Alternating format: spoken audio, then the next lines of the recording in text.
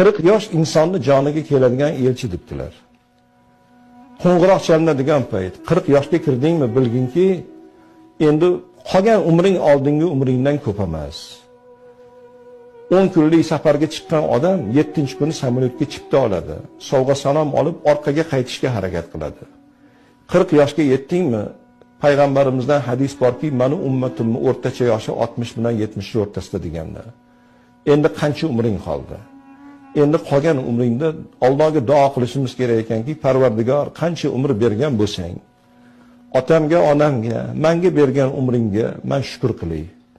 Boshimga yaxshilik ham keldi, yomonlik ham keldi. Yaxshi kunlarni ham ko'rdim, yomon kunlarni ham ko'rdim. Bergan kunlaringga shukr qilaman. Endi qancha umrim qoldi? Qachon meni jonimni olasan? Omonatni qanaqa qilib olasan men bilmadim. Lekin qolgan umrimni yaxshi amallarni qilishga ilhomlantirgan. İlhom bergin, men faqat yaxshi ishlar qilay, orqamdan yaxshi taassurotlar qolsin deb duo qilinglar.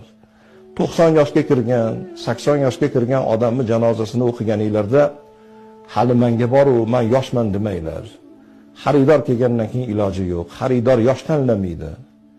Xaridor joy tanlamaydi. Xaridor vaqt tanlamaydi. Bu xaridor Hazrati Azroil alayhisalom.